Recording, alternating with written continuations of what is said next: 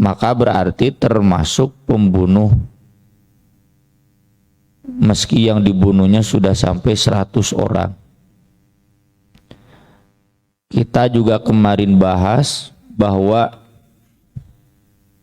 sifat Allah, asma Allah At-Tawwab itu juga harus menjadi akhlak kita. Allah saja membuka pintu tobat, lalu kenapa manusia tidak membuka pintu tobat? Mengapa manusia berani mendahului Allah, sok tahu kepada Allah? Jika Allah saja menerima tobatnya, mengapa manusia tidak bisa menerima tobatnya? Tapi memang dalam diskursus kajian para ulama, sebagaimana terbaca dalam syarah An-Nawawi Sahih Muslim, An-Nawawi itu yang nulis kitab Riyadhus Shalihin ini, beliau juga menulis kitab syarah hadis yang terkenal, yaitu syarah Sahih Muslim, sering disebut syarah An-Nawawi ala Sahih Muslim. Beliau menjelaskan dalam kitab syarah An-Nawawi bahwa keabsahan tobat seorang pembunuh di kalangan para ulama memang didiskusikan, antara yang mengatakan bisa diterima tobatnya dan antara yang menyatakan tidak bisa diterima, mereka akan masuk neraka bahkan kekal selama-lamanya. Contoh, mohon maaf ya, bukan bermaksud saya menyinggung, pembunuh seorang ustadz di Persis ya, yang kasusnya sampai ke pengadilan, dan kita semua kan kecewa karena dihukumnya cuma sekian tahun, padahal itu masuk kategori pembunuhan berencana ya. Pembunuhan berencana itu harusnya hukuman mati ya. Tapi kemudian dia dihukum sekian tahun. Seandainya dia nanti pulang kalemburna dan betul tobat, kita mau menerima dia atau tidak? Atau mantan pembunuh bayaran, atau punten, saya pakai dulu bahasa media, mantan teroris ya, yang dulu terlibat dalam kegiatan bom. Kan tidak semua dihukum mati ya, kebanyakan dihukum penjara, lalu kemudian pulang ya ke tengah-tengah masyarakat. Apakah kita akan menerima orang itu? Jangankan yang masih hidup, yang sudah mati pun kan dipasang spanduknya, kampung anu tidak menerima jasad jenazah teroris ya, sampai sedemikian kejamnya. Padahal kalau kita kembali ke kajian kita kemarin, Allah saja menerima tobat, mengapa kita susah untuk mengikuti akhlak Allah Ta'ala ya. Perdebatan itu merujuk 2 ayat. Yang pertama surat An-Nisa, Allah berfirman, wa may yaqtul mu'minan muta'ammidan fajazauhu jahannam khalidan fiha wa ghadiballahu alaihi wa la'anahu wa 'adda lahu 'adzaban 'azima. Siapa yang membunuh seorang mukmin dengan disengaja, maka balasan bagi dia adalah neraka jahanam dan dia akan kekal di dalamnya selama-lamanya. Akan kekal di dalamnya. Allah akan murka kepadanya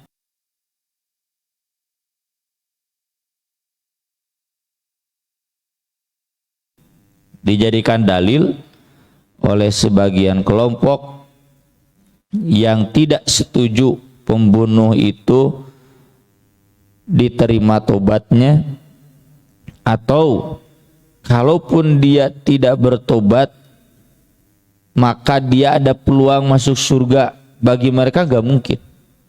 jelas ayat ini menegaskan bahwa kalau dia membunuh mukmin dengan sengaja, contoh yang tadi kita singgung ya, yang pernah membunuh salah seorang Ustadz Persis, pengurus Persis, ya, sengaja itu jelas, maka balasannya itu neraka jahanam, dia kekal di dalamnya. Para ulama hadis atau para ulama ahlus sunnah menjelaskan ada dua ya. Satu, kata Imam An-Nawawi, dalam ayat tersebut Allah sebatas menjelaskan hukuman, dan hukuman itu maknanya salah satu hukuman, bukan satu-satunya hukuman. Siapa yang membunuh mukmin dengan sengaja, dia akan masuk neraka, kekal di dalam neraka. Itu bukan satu-satunya hukuman, tetapi salah satu hukuman. Yang lainnya ada kemungkinan Allah mengampuninya. Innallaha la yaghfiru ayyushraka bihi wa yaghfiru ma duna dzalika liman yasha. Kalau Allah menghendaki, Allah bisa mengampuni pembunuh tersebut. Yang kedua, penjelasan dari Imam Bukhari, Ibnu Hajar mengutip penjelasan dari sahabat Ibnu Umar ketika beliau membahas tentang orang-orang Khawarij. Orang Khawarij itu di zaman sahabat sekelompok orang Arab ekstrim yang berani memerangi sahabat, memerangi Ali, memerangi Muawiyah, memerangi kaum muslimin. Kenapa? Karena menilai Ali, Muawiyah dan semua kaum muslimin sudah kafir. Kenapa kafir? Karena tidak merujukkan pada Al-Quran. Dalilnya inil hukmu illa lillah. Hukum itu milik Allah, nggak boleh diserahkan kepada manusia. Karena saat itu Ali dan Muawiyah ketika berunding, Ali mempercayakan kepada Abu Musa al-Asy'ari, sedangkan Muawiyah kepada sahabat Amr bin As. Nah, bagi Khawarij itu salah satu bentuk dosa besar. Sama kesananya wa man lam yahkum bima anzalallah faulaika humul kafirun ya. Dan kemudian mereka menyimpulkan halal darahnya. Kalau sudah kafir berarti halal darahnya dalam perang tentu boleh diperangi. Mereka pun memerangi para sahabat, membunuh ya.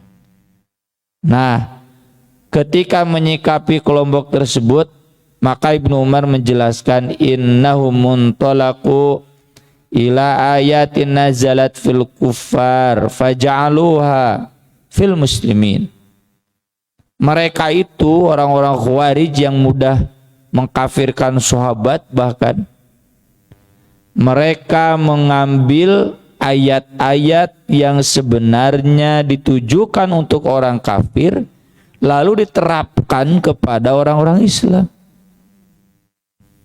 Nah, disinilah maka para ulama ahlus sunnah berdasarkan petunjuk dari sahabat Ibnu Umar kemudian menetapkan satu manhaj yang baku. Apa?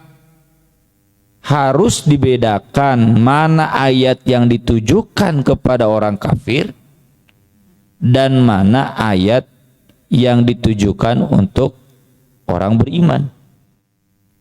Dan ini nanti mendapatkan pembenarannya dari Nabi SAW ketika beliau menjelaskan ayatul munafiqi thalathun idza haddatsa kadzaba wa idza wa'ada akhlafa wa idza tumina khana. Abu Bakar keluar dari majelis Nabi dengan muka yang murung. Ketemu Umar, kunaon cenah Abu Bakar kayak stres. Itu Nabi bersabda begitu.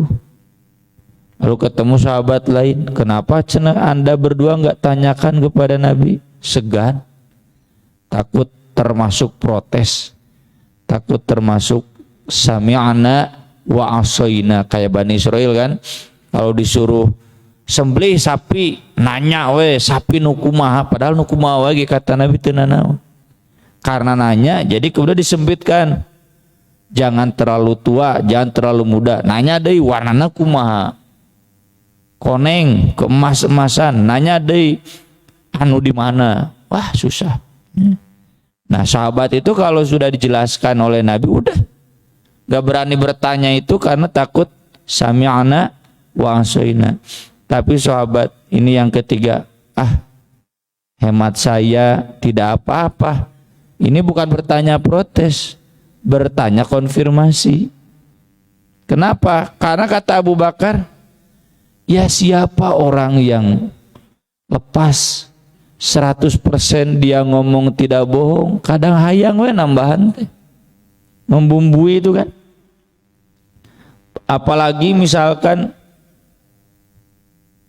kepada istri bapak, istri sudah melarang bapak jangan merokok, bapak pulang, bapak ngarokok deui, ieu bau henteu tadi cenah tah manggawe ngariung jeung ngarokok cenah. Atau bapak mungkin nggak jawab henteu, oh iya ngariung jeung nu ngarokok.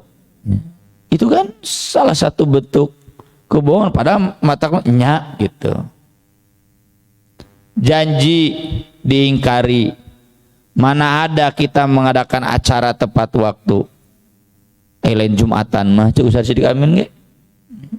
Jumatan lagi baru kaberangan. Ya. Kita berangkat jam 7, kapanganaran wae tarlat setengah 8. Bahkan kadang kita menipu diri sendiri. Ya. Acara jam 8 tulis 19.30. Saya masih ingat dulu di papatan ku almarhum ketua DKM. Ketikna kan mesin tik 18.30. Pak 18.30 maka karaadan ketika adan isanya 19.30. Oh bae cenah tarlat wae. Bari anger wae. Ya. Ini kayak santri nu ngararedul. Asup jam 7 kaberangan. Ayeuna dikese jam 8 kaberangan we. Mane mah da jam 12 ge kaberangan. Janji ingkar, diamanati khianat. Siapa di antara kita yang tidak khianat? Saya sebagai ayah, apakah saya sudah menunaikan amanah sempurna? Ya mudah-mudahan, tapi dah hati letiknya mau bisa dibohongan belum sempurna. Saya sebagai guru, saya sebagai apa ya di masyarakat, di masjid, di jamiah, bapak-bapak juga sama, ibu-ibu juga sama. Amanah itu kan luas. Ya. Kieu we lah kita lihat organisasi atau yayasan itu para pejabatna arah mana tuh sudah profesional betul, seksi pendidikan itu betul-betul dia merencanakan, memprogram, mengeksekusi bidang pendidikan serius. Masih banyak program yang tidak terlaksana dibanding yang terlaksana. Nah ini kan kata Abu Bakar, berarti kita semua munafik. Munafik itu kekal di neraka. Innal munafiqina fid darkil asfali minan nar walang tajida lahum nasira. Cenah. Saya lupa lagi nih, udah dibahas dulu. Saya mau nanya nama sahabatnya kalau nggak salah Usaid bin Hudair. Saya mau tanyakan Nabi, maksud sabda Nabi itu apa? Apakah berarti kami yang pernah mengamalkan itu berarti munafik kekal di dalam neraka? Oh, bukan begitu. Kata Nabi SAW, orang yang berbicara dan dia selalu meniatkan, merencanakan agar dalam pembicaraannya selalu bohong, itu orang munafik. Kenapa? Ya orang munafik itu tiap kali bertemu orang beriman, amanna wa idza khalau ila syayatinihim qalu inna ma'akum tuh wallahu yashhadu innal munafiqina lakadzibun. Tanu kitu ngabohongna kitu. Dia berjanji dan selalu di tiap janjinya itu direncanakan untuk diingkari. Jadi bohong saja janjinya. Janji lain amartahum la yakhrujun. Kalau Anda merintahkan kami berangkat perang, kami akan ikut perang. Geus di infiru khifafa wa thiqala, ngahep-hep orang munafik mah.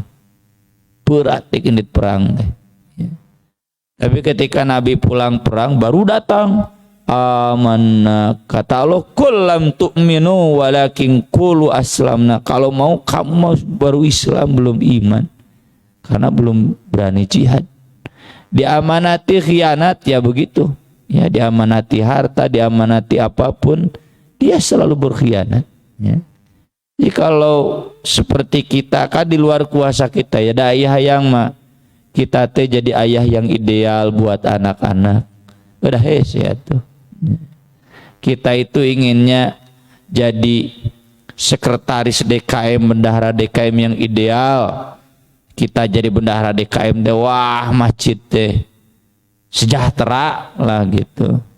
Ada kumaha tuh banyak yang di luar kemampuan. Nah itu mah tidak termasuk. Nah ini juga jadi maksud sabda Nabi ayatul munafiki salasun itu bukan ditujukan kepada orang beriman, ditujukan kepada orang yang memang munafik dan memang akhlaknya begitu.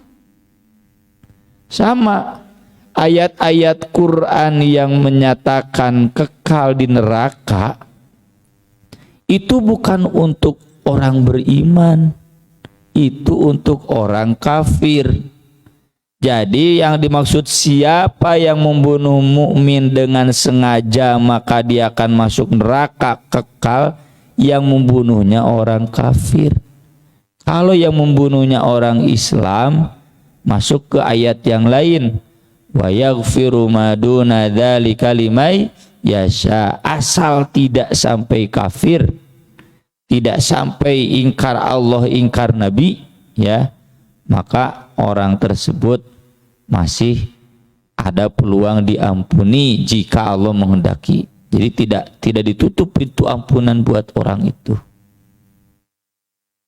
Dan ini berlaku dalam ayat-ayat lain ya. Contoh dalam ayat waris kan, di ayat 13-14 nya kan serem. Wa may ya'sillaha wa rasulahu wa yata'adda hududahu yudkhilhu naron khalidan fiha. Siapa yang maksiat kepada Allah Rasulnya dan melanggar hukum-hukum Allah, itu kan sesudah ayat waris, berarti hukum-hukum Allah termasuk hukum waris. Bisa dihitung di antara kita ya jamaah tetangga, berapa keluarga yang membagikan waris sesuai hukum waris Islam. Bisa dihitung, setengah lagi untung, setengahnya lagi bagi rata weh. Bahkan sebelum meninggal udah dibagi, jadi nggak ada waris. Nah ini apakah berarti mereka masuk ke dalam neraka kekal? Jelas di Al-Quran kholidan. Nah kita kembali ke teori tadi, itu ayat-ayat yang menyatakan kekal di neraka itu ayat untuk orang kafir, jangan disematkan untuk orang Islam. Jadinya takfir, non takfir teh ngapirkan orang Islam, mengkafirkan seorang muslim haram ya. Persis misalkan gara-gara ikut pemilu togut cenah, pemilu teh demokrasi togut, Pancasila udah togut, berarti Persis penyembah togut, kafir. Meninguna Muhammadiyah sarua kafir, Salafi sarua kafir, gara-gara ikut pemilu demokrasi sistem kafir ya. Alhamdulillah sekarang suara-suara itu ya minimal tidak terdengar, dibubarkan ku Jokowi ya. Aya alus nambah beta nama meskipun terlalu kebablasan ya. Nah itu yang begitu-begitu ya, jangan. Kalaupun di Indonesia ada hukum yang tidak ditegakkan, tapi kan masih ada hukum yang ditegakkan. Di kita masih ada ekonomi syariah, rumah sakit Islam, perguruan tinggi Islam, ya, sekolah Islam, dibiayaan ku negara, ya, guru-guru di pesantren dapat tunjangan dari negara, ya, Ustadz Dedeng, Ustadz Dairobi, ya, PNS dapat tunjangan dari negara, padahal ngajar agama. Ini menunjukkan masih ada, ya. Pengadilan syariah masih ada, pengadilan agama memproses perceraian persis seperti aturan syariah, ya. Kalaupun ada yang belum ditegakkan, jangan pakai ayat wa man lam yakum bima anzalallahu faulaika humul kafirun. Itu ayat untuk orang kafir. Kalau kita sedang berusaha, makanya Menteri Pendidikan dan Kebudayaan ngaluarkeun peraturan Menteri pencegahan kekerasan seksual, kita protes. Da kabeh atuh Bu, Pak, dina poinna yang dimaksud kekerasan seksual kalau memaksa tanpa persetujuan korban, kalau mengekspos foto tanpa persetujuan korban, KBW persetujuan korban. Karena itu mahasiswa teh paling kalau korbannya setuju berarti halal gitu. Jadi jinah itu halal. Jinah bisa dihukum lewat Permendikbud itu kalau tidak sepersetujuan korban. Kalau sepersetujuan korban mah halal gitu. Masa begitu? Kita protes. Nah, itu jadi pengantar. Nah, yang kedua kata Imam An-Nawawi, ulama yang tegas mengatakan bahwa pembunuh itu ada peluang tobat. Dalilnya surat Al-Furqan. Halaman terakhir ya, kiri atas. Walladzina la yad'una ma'allahi ilahan akhar wa la yaqtuluna an-nafsa allati harramallahu illa bil haqq taeta wa la yaznun wa may yaf'al dzalika yalqa athama yudha'af lahul 'adzabu yaumal qiyamati wa yakhlud fihi muhana illa naya man taba wa amana wa amila amalan sholiha faulaika yubaddilullahu sayyiati hasanat wa kana Allahu ghafurur rahima. Diulang lagi, wa man taba tobat wa amila sholihan fa innahu yatubu ilallahi mataba. Itu betul-betul tobat meskipun dosanya sebelumnya dijelaskan membunuh dan jinah, ya. Jinah teh kan punten bukan bermaksud merendahkan, ini menghinakan, memperkosa, ya. Tapi kalau orang melakukan pemerkosaan itu sudah bertobat dan dia sudah dihukum, harus dihukum, ya, jangan dibiarkan gentayangan. Kemudian dia bertobat, ya udah, buka hati kita untuk menerima orang itu meskipun ya menyedihkannya bagi korban. Itu tobat. Hadisnya disampaikan oleh Abu Sa'id Sa'ad bin Malik bin Sinan Al-Khudri radhiyallahu an. Biasa dikenal Abu Sa'id Al-Khudri, nama aslinya Sa'ad bin Malik bin Sinan. Bahwasanya Nabi SAW bersabda, kana fi man kana qablakum, ada seseorang di tengah-tengah rojulun, di tengah-tengah umat sebelum kalian, yaitu Bani Israel. Qatala tis'atan wa tis'ina nafsan, dia telah membunuh 99 orang. Pembunuh bayaran mungkin ini batosai. Wasa'ala an a'lami ahlil ard, dia kemudian bertanya siapa orang yang paling pintar di sini. Saya mau nanya. Fadulla ala rohib, maka dia ditunjukkan kepada seorang rohib. Rohib itu semacam biarawan, biarawati, tapi bukan pendeta, cuma pengabdi di gereja. Punten mun aya nama rohib teh jamaah masjid, ahli ibadah, tapi bukan ustad.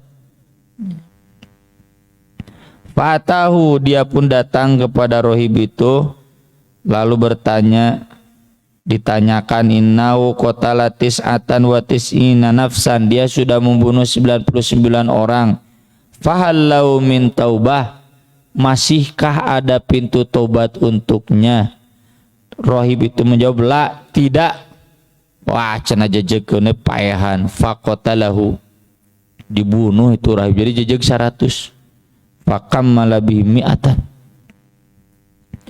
Tsumma sa'ala an a'lami ahlil ard, kemudian dia tanya lagi, siapa lagi cenah orang yang berilmu di daerah sini? Ada lagi enggak? Enggak puas dia, karena dia ingin bertobat. Siapa yang bisa diajak konsultasi ini? Nanya ke dia ke jamaah masjid Nusarole, wah 88 cenah kabina-bina ngeunah wae tobat, enggak bisa. Jajakeun paehan cenah. Fadulla ala rajulin alim. Nah, sekarang dia ditunjukkan kepada seorang yang alim, ustad, ulama. Lalu ditanyakan, innahu qatala mi'ata nafsin, dia sudah membunuh 100 orang. Falau min taubah, adakah pintu tobat untuknya? Maka ulama itu menjawab, na'am, iya. Wa man yahulu baina wa baina taubah, siapa yang bisa menghalangi dia dengan tobat? Allah saja sudah membuka tobatnya, kenapa ada yang menghalanginya? Nah, ini dalil yang tadi kita singgung. Allah saja membuka pintu tobat, kenapa kita menutup pintu tobat itu? Tidak mau menerima, ya, nggak boleh. Ya kalaupun kehel cukup dalam hati saja, tapi tetap ke pintu tobat. Tapi tetap najan geus ceuri kumaha, misalkan pelaku pemerkosaan, pencabulan, minta hampura ulah hukum ulah, efek jerak.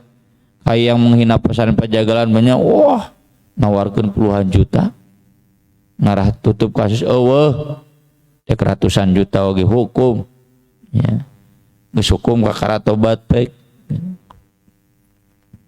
Nah, di sini kata para ulama, bedanya rohib dan alim. Bedanya ahli ibadah yang bukan ulama dan ulama yang pasti ahli ibadah. Awasnya ulama lain piraku ulama itu ahli ibadah.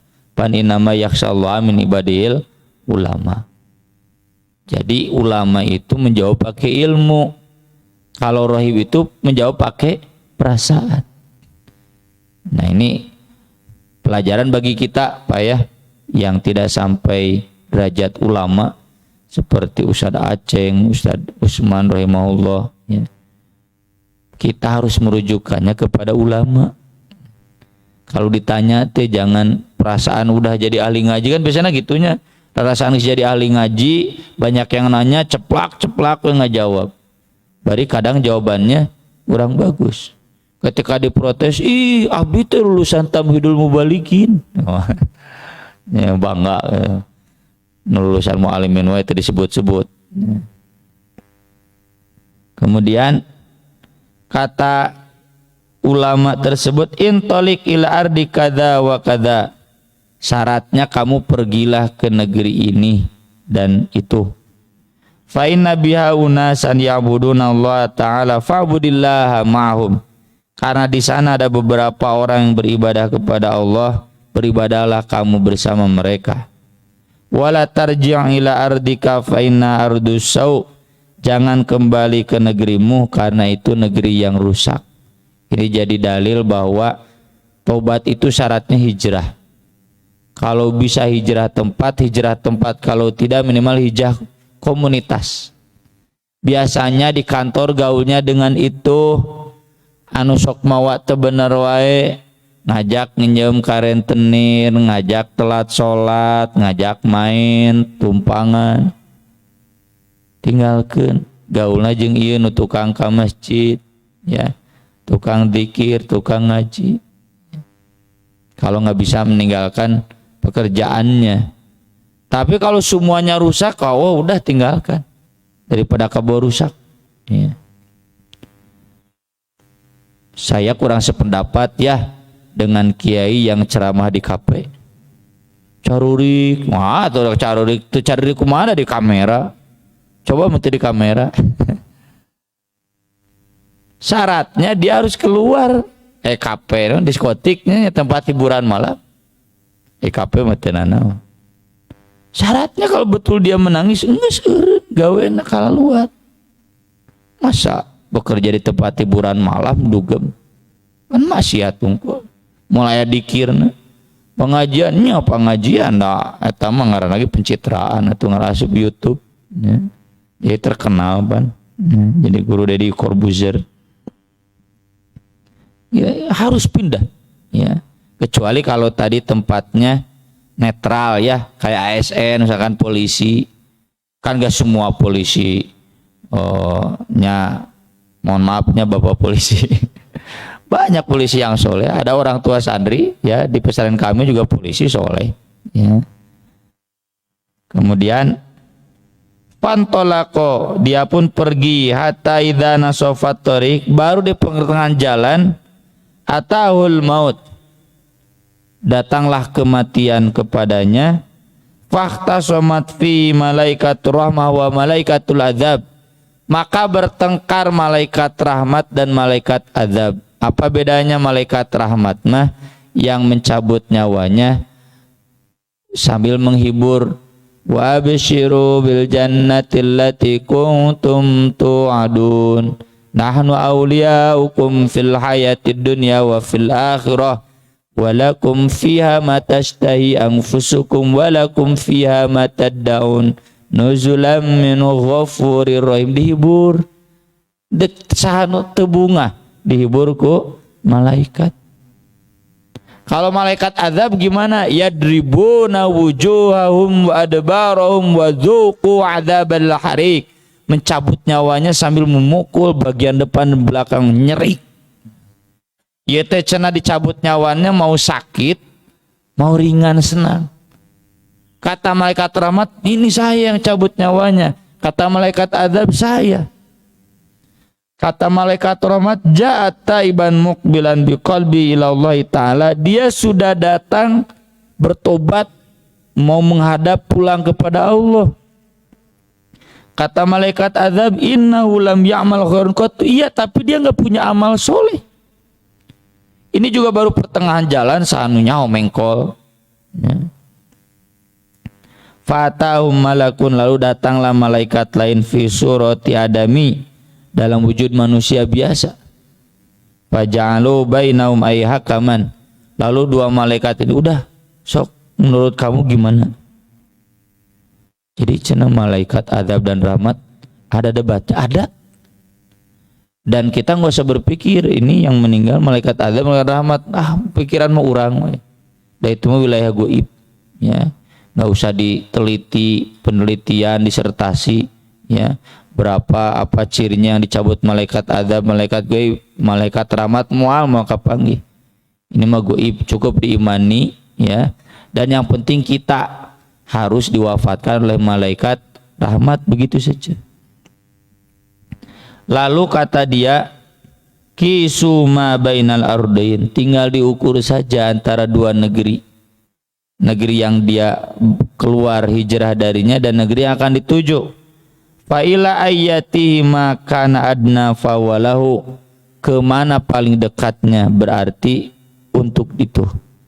Faqasu, diukurlah oleh malaikat, pakai Google Map merenya, titik-titik, wah ya sekian kilometer sekian menit, titik-titik, wah ya sekian kilometer meren.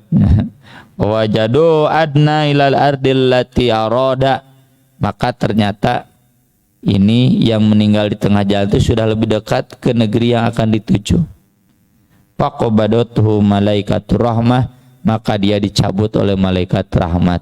Ini jadi dalil yang jelas, meski pembunuh itu belum sholat, belum zakat ya, belum dzikir, baru jalan kaki pergi, belum punya amal soleh, belum sampai lagi ke negeri yang dia akan hijrahnya, tapi dia sudah bertobat, maka tobatnya diterima oleh Allah dan dia dicabut oleh malaikat rahmat. Aku Aqulu qouli hadza wa astaghfirullah li wa lakum subhanakallahumma bihamdik asyhadu an la ilaha illa anta astaghfiruka wa atubu ilaik. Wassalatu wassalamu ala Rasulillah. Wassalamualaikum warahmatullahi wabarakatuh.